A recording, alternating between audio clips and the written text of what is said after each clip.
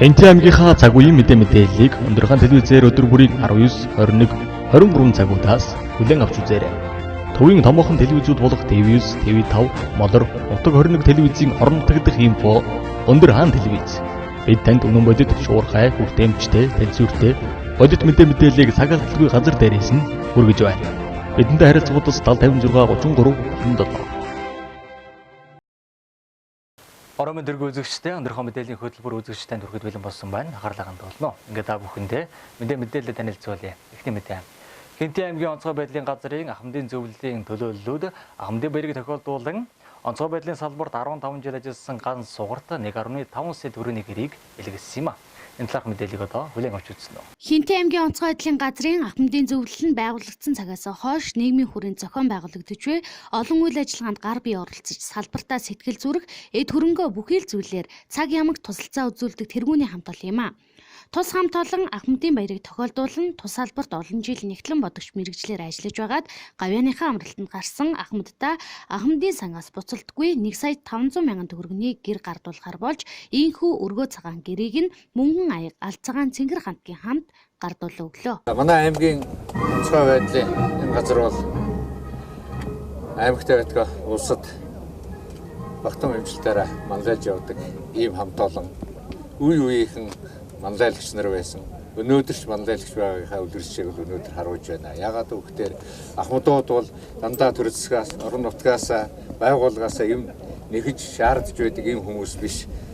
Бас өөрснийхөө сэтгэл зүрхээрээ зарим одоо хүмүүстээ ингэж халуун сэтгэлийн тусцаа үзүүлж байгаад аймгийн ахмадын байгууллага түүний тэргүүлэгчид 80,000 ахмадуудынхаа нэрийн өмнөөс бас танай хамт олон талархаж байгаа бас илэрхийлье. Манай онцгой байдлын газар бол ахмадад ээлтэй байгууллага, улсдаа удаа дараа шалгарч байдаг тийм сайхан байгууллага. Энэ байгууллагын үе удирдах явсан энэ бүрэлдэхүүнийг бий болгож явсан өнөөдрийн ахмадуудаа таамагтай дахин одоо аз жаргал ирүүлэхийг өрөөё. Онцгой байдлын газрын ахмад ганц сугар нь анх онцгой байдлын газрыг галдан төмөртэй тэмцэх хэлтэс байх үеэс нь эхэлж нэгтлэн бодогч мэрэгчлэр тасралтгүй 15 жил ажиллаж гавьяаныхаа амралтанд гарсан бөгөөд энэ хугацаанд 7 хүүхэд өсгөж хүмүүжүүлж гарыг нь ганцгаанд хөлийг нь дөрөөнд нь хүргэж хинээс ч дутхааргүй амьдруулахын тулд зүтгэж ирсэн баатарлаг эмэгтэй юм а. Энэ гайхалтай хөдөлмөр зүтгэлийг нь хамт олон өндрөөр үнэлж ийхүү өргөө цагаан гэрийг бэлгэлсэнд баярлаж талархаж байгаагаа илэрхийлж байна. 12 жилийн эцэст тэтгэвртэй барьсан нэгтлэн газар байсан. Одоо энэ хамт олон онцгой байдлын газар ахмадын ороо эдгээс газар төсөлж маш ихтэй. Би одоо өөр бороо өндөр суманд амьдарч байгаа. Тэгээд хүүхдүүд бүгд тустай гарчсан. Одоо ингээд энэ байгууллагаас гарсан ахмадуудаа бас уртнасд удаан жаргаарай гэж хэлээ. Мөн эдгээр маань 90 сарын 1-нд төлөв амгаа олон байгаасаа манай одоо удирдлагууд энэ маш их баярлж байна. Ахмадын зөвлөл нийтдээ 60 гаруй гишүүдтэйгээр ихэнх ахмадууд нь хөдөө орон нутагт амьдардаг бөгөөд тус үйл ажиллагаанд гар бие оролцохоор 40 гаруй ахмадын төлөөллүүд ирсэн байлаа. Энэ үеэр Хэнти аймгийн онцгой байдлын газрын орлогч дараагаар ахлуулсан тэргүүтээ хүмүүс ахмадуудаа хүлээн авч хүндэтгэл үзүүлж салбартаа манлайж хөдөлмөрлж байсан 4 ахмадынхаа алдрыг тэмдэглэж хүндэтгэл үзүүлсэн юм а. Дараагийн мэдээ. Дэлхийн бокс нарын 25, Монголын бокс нарын 53 дахь өдрийн баярын хурал Чингис хотноо боллоо. Уг хурлаар салбартаа олон жил үр бүтээлтэй ажилласан 23 багшийг аймгийн болон салбарын шагналаар шагнаж урамшуулсан юм а. Монголын ирээдүйн хойч үеийг ёс суртахуунтай эрдэм мэдлэгтэй ууламжлаад эдэлдэг дэлхийн иргэн болгож төлөвшүүлэх үсэд хичээнгүйлэн зүтгэж яваа эрхэм хүмүүс бол багш нар юм а. Энэ жил Хэнти аймгийн боловсролын салбарт ахис дэвшилт гарсан амжилт бүтээл аримтай 53 дахь өдрийн баяраа өгтөж байгаа бол салбартаа олон жил амжилттай үр бүтээлтэй ажилласан багш нарыг аймгийн болон төрийн дэд шагналаар шагнаж урамшууллаа. Шагналыг аймгийн болон салбарын төлөөллүүд гардуул өгсөн юм а. Монголын багш нарын баярын өдрийг нийт Хэнти чүгтээ бас нийт багш нарын нэрийн өмнөөс хүргэе гэж хүргэе. Энэ жилийн багш нарын баяр шагналын гур болсон сайхан болж өнгөрсөн. За үүний гол учир нь бол манай багш нар өнгөрсөн жилд одоо үнэхээр их амжилттай сайн ажилласан. Үүнүүд болгоно хөгжүүлэх боловсролын яамнасаа тавьсан зорилтоо ханган биелүүлсэн учраас ийхүү их шагналын гурдуулаа төрийн одон медалаар яамныхаа одон медалуудаар олон багш нар маш шагнагдсан. Би баяртай байна. Мөн одоо бид бүхэн Энэтхэгний аймгийнхаа боловсрол соёл урлагийн салбарыг 2030 он хүртэл хөгжүүлэх стратеги төлөвлөгөөгөө эцэслэн боловсруулж хамт олноороо хүлээж авсандаа маш их баяртай байна. Бид энэ одоо стратеги төлөвлөгөөгөө нэг ч болгон дээр буулган ингэж ажиллах нь боловсролын салбарын амжилт өшөө илүү одоо бас хөнгөн болж хүмүүс маань одоо хөгжих юм аа. Ингээд одоо энэ одоо төлөвлөгөө хийсэндээ үнээр талархалтай байна. Ингээ хамт олонтой баярлж байна. Тодорхойлбол Алангац Содонгоор боловсрол соёл урлагийн газрын ахлан мэрэгжилтэн Батхилээд хөдөлмөрийн хүндэт медалаар 4-р сургуулийн технологийн багш мөхгөрл хэрлэнэгдээ сургуулийн сургалтын менежер Үнэрт Баянаар шагнагдсан бол боловсролын тэргүүний ажилтнаар 16 багш, боловсрол соёл шинжлэх ухааны салбарын яамны шагналуулах жуу хүчээр 12 багш, иргэдийн төлөөлөгчдийн хурлын шагналаар 3 багш, аймгийн засаг дарганы нэрэмжиг шагнал хүндэт тэмдэг жуухаар 39 багш, ахлах багшийн алдраар 42, тэргүүний залуу медалаар 3 тус шагнагдаж салбартаа тэргүүлсэн шилдэгүүд хөдөлмөр зүтгэлээ хөвнөлүүлж байгаа юм а. Мөн хүүхдийн спортын их баяр наадамтай холбогдуулан Хинтээ аймагт болсон улсын чанартай тэмцээн уралдаанд амжилттай оролцсонтой холбогдуулан шилдэг биеийн тамирын секцийн хамт олон шилдэг биеийн тамирын багш, шилдэг сургуулийн ахмадын зөвлөлүүдийг шалгаруулсан нь энэ жилийн бас нэгэн онцлог байсан юм а. Өнөөдөр тун баяртай Үүний дөрөв Монголын өнцөг улам бүрт байгаа боловсролын салбарт ажиллаж байгаа хөрний юм ирээдүй болсон энэ бяцхан үрсийн төлөө унтахнаар хоолоо авсан байж хөвжүүлж байгаа багш нартай баярын мэндийг хүргэе. Би хангалтын шуулгад 24 жил ажилласан боловсролын салбарт яг 6 жилдээ ажиллаж байна. Бүгд гэдэг энэ ариун сайхан дэдээ ертөнцийн баяртай. Өнөөдөр сайхан өдөр Монголын багш нар маань баярын өдөр болж өнөөдөр ахмад залуу сайхан багш нар маань энэ сонгон хөдөлгч багш нар маань одоо энэ уран суулгаад одоо баяраар тэмдэглэж байна. За миний хувьд бол боловсролын салбарт 30 жил ажиллаад авьяаныхаа гараад байна. Ингээд багш нартаа сонгон хөдөлгөх ажилдаа уран баримтлал гаргах гэсэн ерөөё оруулах Ахмад багш азаа бурлуудын зөвлөж сагснаар өнгөрсөн хугацаанд боловсролын салбарынхаа хөгжил дэвшилд хөрөнгө оруулалт хийх үднээс сүүлийн 3 жилд улсын болоод орон нутгийн төсөв олон улсын буцалтгүй тусламжаар 26.6 тэрбум төгрөгийн хөрөнгө оруулалтыг хийсэн байна. Тухайлбал 14 сургууль цэцэрлэгийг шинээр барьж 20 шахам сургууль цэцэрлэгт их засвар хийж өргөдөгдлийн ажлыг явуулжээ. Улсын болон орон нутгийн төсөв хандив тусламжтайгаар 20 сургууль 14 цэцэрлэгийг сургуулийн хэрэглэгдэхүүн тоног төхөөрөмжөөр хангаж багш сурагчдын ажиллах таатай нөхцөлийг бүрдүүлэн ажиллаж ирсэн талаар энэ үеэр онцлон хэлж ирсэн бол багш нарын баярын үйл ажиллагаа Хинтээ Политехник коллежийн баярын тоглолтоор өндөрлсөн юм а. Хөдөлмөртэй хамтаа үзэгч авахынд баярлалаа. Дараагийн мэдээ.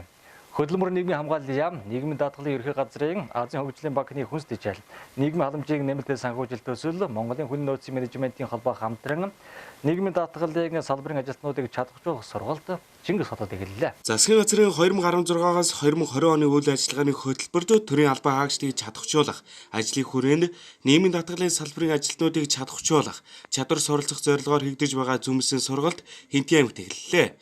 Тус сургалтанд бүх сумдын анхан шатны байцаагч нар бүрэн хамрагдаж байгаараа онцлогтой юм а. 2018 онд Дорнод аймагт, 2019 онд Хинтээ аймагт, 2020 онд Сүхбаатар аймагт болж байгаа юм а.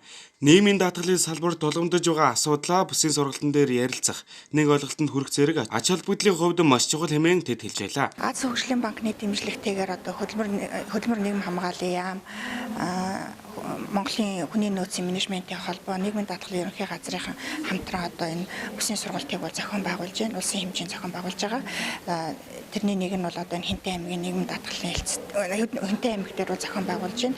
Энд бол нийт одоо зүүн бүсийн 3 аймгийн 1 гаруй ажилтны албан хаагчид бол оролцож байна. За энэ сургалтын маань гол зорилго нь бол одоо засгийн газрын одоо 2016-аас 2020 оны үйл ажиллагааны хөтөлбөрт бол одоо төрийн албаны хаагчийг бол одоо мэрэгшүүлэх, одоо төрийн албыг чанартай, хүртээмжтэй түргэн шуурхай хүргэх гэсэн юм зорилтыг бол тавьсан байгаа.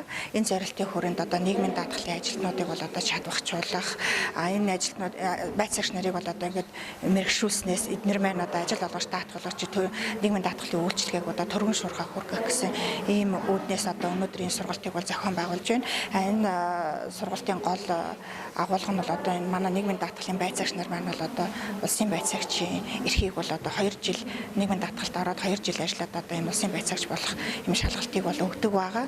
Нэг нь одоо энэ шалгалтанд бол бэлтгэх шаардлагатай. Хоёрт нь болохоор одоо нийгмийн даатгалынхаа хууль дүрм тогтоомжийг одоо өнөөдрийн одоо энэ өөрчлөлт орсон хууль дүрм тогтоомжийнхаа хүрээнд одоо энэ мэдлэг мэдээллүүдийг бол одоо олж авч байгаа. За нийт манай аймаг бол 60 мянган хүн амтай. Энээс ажлууд эрхлээгүй малчсан иргэдний нийлээд 12-3 мянган хүн байдیں۔ За энэний одоо 3.8% л одоо хамрагдаад байгаа. За энэний цаана бол яг хамрагдахгүй байгаа шалтгаан бол нэлээдгүй бий, тийм ээ. Эдийн засгийн нөхцөл байдал болоод за бас ойлгохгүй асуудлууд байж байгаа.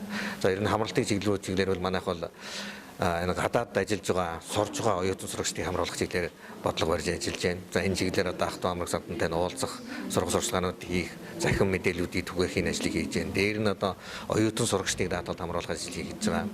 За дээр нь бас одоо хөдөлгөөн халамж үйлчлэгийн хэлцтэй хамтраад туслах малчныг одоо шимтгэлийн халамжийн байгууллагаас одоо төлдөг ийм төсөл хэрэгжиж байгаа юм. За энд одоо мянга малчдын туслах малчдыг хамруулах чиглэлээр бас ажиллаж байна.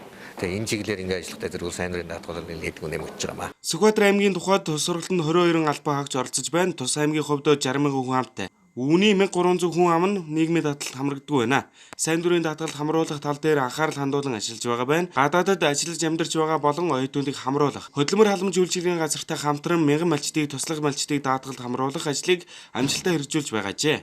Хөдөлмөрийн хөлсний доод хэмжээ 320 мянган төгрөгтэй холбоотойгоор иргэд маань за хөдөлмөрийн хөлсний доод хэмжээгээр 320 мянгаар бодоод өнөөдөр 43200 төлж байгаа. За эх 2020 онд 60500 болон тэгээд ирэхлээр нөгөө иргэдийн маань хамрагдалт нь төлөх хэмжээ мөнгөнийхний хэмжээ ихсээд ирэхлээр хамрагдалт жоохон буурахталтай байна.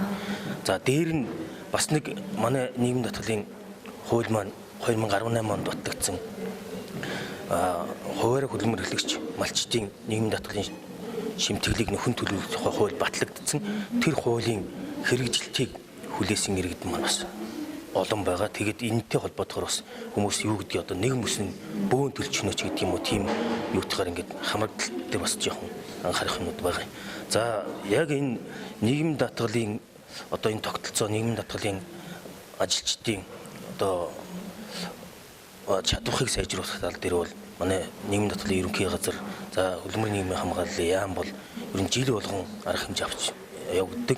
За ер нь бүсчлээд хийгддэг. Өнгөрсөн жилийн хувьд манай аймаг дээр босчилсан сургалт явагдсан. Энэ жилийн хувьд бол Хэнтэй аймаг дээр явагдаж байна. Бодвол эх жил Сүхбаатар аймагт ингээ явах бах.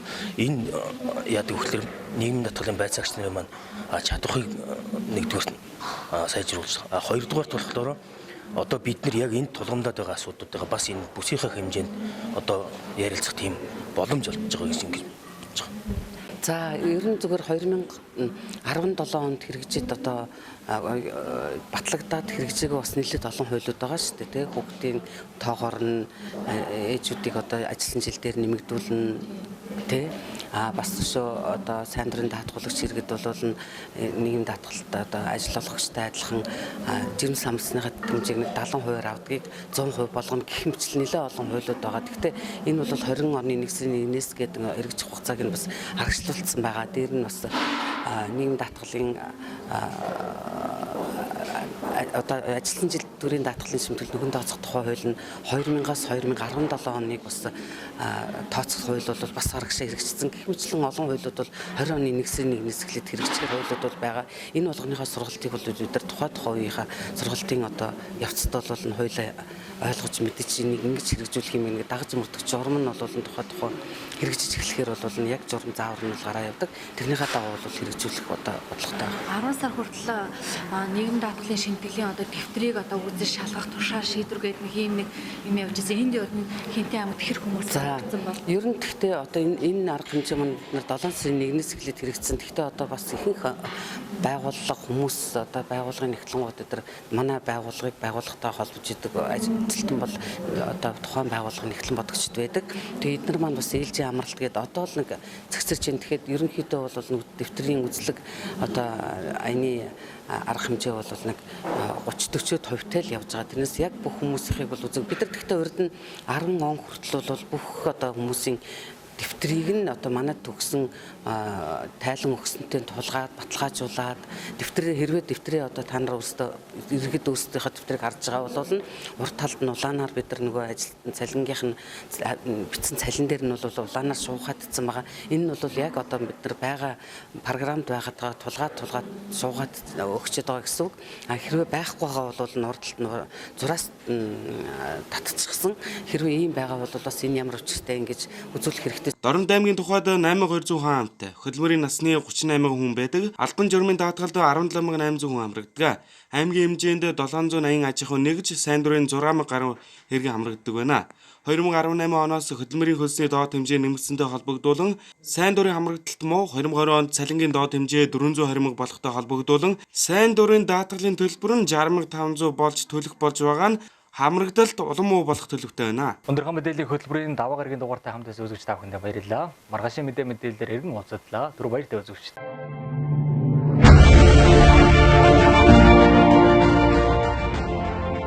Хэнтэй аймгийнхаа цаг үеийн мэдээллийг өнөөдрийн телевизээр өдөр бүрийн 19, 21, 23 цагуудаас хүлээн авч үзээрэй.